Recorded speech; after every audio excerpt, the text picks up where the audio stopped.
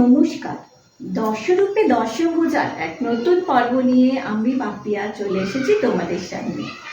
বন্ধুরা, আজকে আমি তোমাদের জন্য একটা রেসিপি পর্ব নিয়ে এসেছি এবং তোমাদের তো বলেছি এতদিন যেমন খুব নানা রকম স্ন্যাক্স দিয়েছি, এবার আমি পরপর একটু হালকা রান্না তোমাদের জন্য নিয়ে আসছি। তো চলো, আজকে সেরকমই একটা রান্না নিয়ে এসেছি, তার জন্য কি কি লাগছে দেখাবো। চলো, আজকে আমি যেটা নিয়ে এসেছি তোমাদের জন্য সেটা হচ্ছে লাউ শাকের রেসিপি। তো লাউ শাক দেখো, আমরা এক একজন এক এক রকম বানাই। তো আমি বানাচ্ছি আমার মা যেমনভাবে বানায় আর কি, সেই রেসিপিটাকে আমি তোমাদের দেখাবো। তার জন্য লাগছে লাউ শাক। এখানে আমি লাউ শাক নিয়ে নিয়েছি। দেখো, কেটে লাউ শাক তো জানো এগুলো বড় বড় থাকলেও অসুবিধা নেই। আর ডাঁটাগুলোও নিয়ে নিয়েছি। আর লাউ আর কুমড়ো শাক আমার কিন্তু খুব প্রিয়, তবে কুমড়ো শাকটা বেশি প্রিয় কারণ কুমড়ো শাকটা মিষ্টি বেশি, লাউ শাকটা একটু নোনতা, তোমরা জানো। তো লাউ শাক নিয়ে নিয়েছি। এর সাথে আর কি কি লাগছে দেখো, বেগুনটা এরকম লম্বা লম্বা করে পিস করে নিয়েছি। লাগছে আলু, এখানে দুটো আলু রয়েছে বড় সাইজের, আর বেগুনটা একটা বড় সাইজের বেগুন রয়েছে। আলুটাকেও লম্বা লম্বা পিস করে নিয়েছি। এখানে কুমড়ো নিয়ে নিয়েছি, কুমড়োটাও বড় বড় পিস করে নিয়েছি, একটু লম্বা টাইপের। শাকের এইগুলো না, সাধারণত সবজিগুলো যখন কাটা হয় একটু লম্বা শেপে কাটা হয়। আচ্ছা, এবার এটা লাগছে পটল, এখানে গোটা 4 পটল নিয়েছি। আর এখানে লাগছে দেখো ঝিঙে, এখানে একটা বড় ঝিঙে নিয়েছি, বেশি নেইনি। এটাও একটু লম্বা করে পিস করে নিয়েছি। আর যেটা লাগবে, মানে আমার মা যে রেসিপিটাতে যা দেয় সেটা হচ্ছে এখানে 1.25 বাটি দুধ নিয়েছি, আর নারকেল কোড়া নিয়েছি। আর ফোড়নের জন্য লাগছে 5 ফোড়ন, 3টে কাঁচা লঙ্কা, লাগবে নুন, চিনি, হলুদ গুঁড়ো, আর রান্নাটা করবো সর্ষের তেলে, ব্যাস, আর কিছু লাগছে না। এবার সর্ষের তেল দিয়ে নিয়েছি কড়াইয়ে। দেখো, তেলটা গরম হয়ে গেছে, এতে দিয়ে দেবো 5 ফোড়নটা। প্রথমে 5 ফোড়ন দিয়ে নিলাম, 3টে লঙ্কা দিয়ে দিলাম। এবার এর মধ্যে আলুগুলো দিয়ে দেবো। আলুগুলো একটু ভাজা হতে একটু দেরি লাগে, তার জন্য আলুটাকে আগে দিলাম।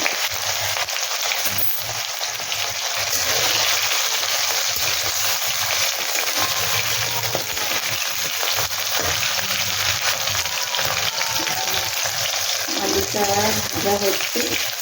আমি এখন এতে নুন হলুদ দিলাম না, আরও একটা দুটো সবজি দেওয়ার পরে একসাথে নুন হলুদ দেবো। এখন আলুটা আগে ভাজা হোক একটু, তারপরে আমি এর মধ্যে পটল আর কুমড়োটা দেবো। আলুগুলো দেখো একটু ভাজা ভাজা হয়ে গেছে, এবার এর মধ্যে পটল আর কুমড়োটা দিয়ে দেবো। এগুলো দিচ্ছে কারণ হচ্ছে যেগুলো ভাজা হতে একটু সময় লাগে, তো সেই জন্য। তার থেকে আলুটাতেই এখানে মধ্যে বেশি সময় লাগবে, ওই জন্য আগে আলুটা দিলাম। এবার এতে আন্দাজ মতো নুন আর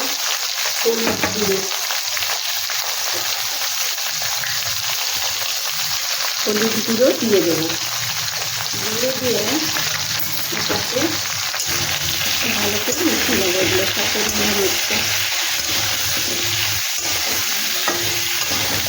মিশিয়ে নিয়ে এটাকেও একটু ভালো করে ভেজে নিই, কারণ যদি সবজিগুলো একটু ভাজা না হয় না, তাহলে শাকের টেস্টটা ভালো হবে না, শাকটা খেতে অত টেস্ট লাগবে না যদি সবজিগুলো একটু সেদ্ধ ব্যাপারটা থাকে।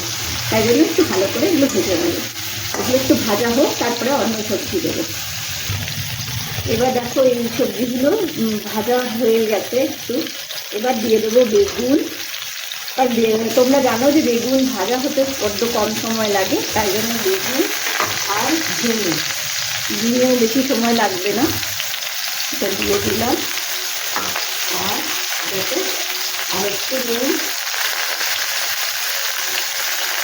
আর হলুদ দিয়ে দেবো। এমনিতে শাক রান্না করতে সত্যি কথা কোনো হয়তো মশলা লাগে না, কোনো ঝামেলাই নেই সেটা।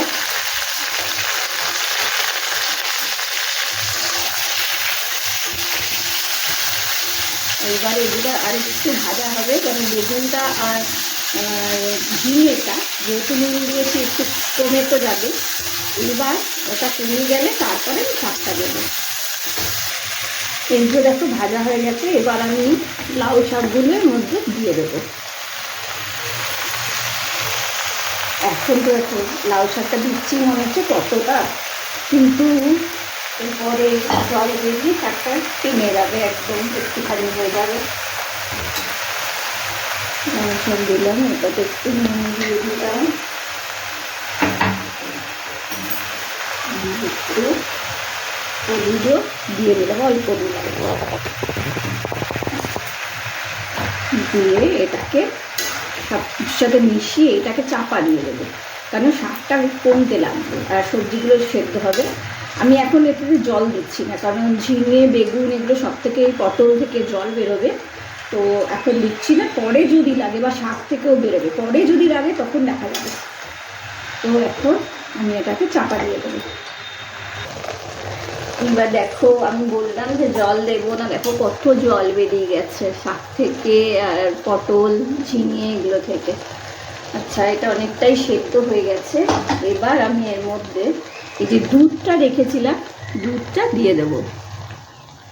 তোমাদের বলি যে দুধটা কেন দেওয়া হয়। দুধটা দিলে লাউ শাকের টেস্ট যেমন খুব ভালো হয়, লাউ শাকটা খুব নরম হয়, ডাঁটাগুলো খুব নরম হয়, আর দুধটার জন্য একটা অদ্ভুত সুন্দর টেস্ট হয়।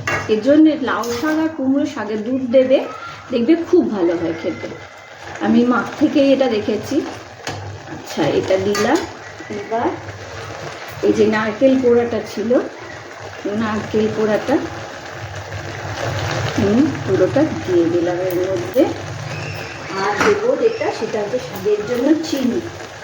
একটু মিষ্টি না হলে ভালো লাগবে না শাক। চিনিটা দিয়ে দিলাম। এবার এটা হতে থাক, দুধটা ভেতরে ঢুকে যাক, নারকেলটাও মিশে যাবে, তারপরে যখন হয়ে যাবে তখন নামিয়ে তোমাদের দেখাবো। এখন এটা হোক কিছুক্ষণ, তারপর দেখাচ্ছি। তবে এখন আর চাপা দিতে হবে না, কারণ এগুলো সবজিগুলো সবই সেদ্ধ হয়ে গেছে। এই দেখো বানানো হয়ে গেছে লাউ শাক। বললাম আমার মায়ের হাতের যে প্রিপারেশন সেটা, তো এটা বানিয়ে দেখো। লাউ শাক তো তোমরাও বানাও, কিন্তু এই দুধ দিয়ে আর নারকেল কোড়া দিয়ে অদ্ভুত সুন্দর খেতে হয়, এটার টেস্ট। এটা বানিয়ে দেখো। আর দেখো মশলা তো কিছুই পড়ে না, শুধু নুন চিনি, আর কিছুই পড়ছে না, আর পাঁচফোড়ন লাগছে। তো এখনের এই ওয়েদারে মানে শরীর মন সব ঠান্ডা হয়ে যাবে এটা খেলে। শরীর ঠান্ডা থাকবে, কোনো রিচ ব্যাপার নেই, বেশি খুব একটা তেলও লাগছে না, সবজিটা ভাজতে যতটুকু লাগছে। এবার এটা বানিয়ে দেখো, নিশ্চিত ভালো লাগবে।